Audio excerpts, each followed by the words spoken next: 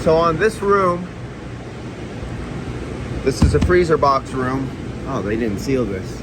There's a lot of unsealed, but the mechanicals that are operating on this room is naturally pressurized.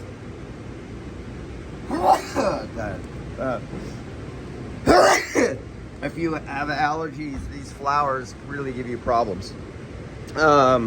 So this is pushing out, as you can see demonstrated here by the plastic here. It's a natural flow. The motor is not turned on. There's an exhaust fan up there, but it's not on.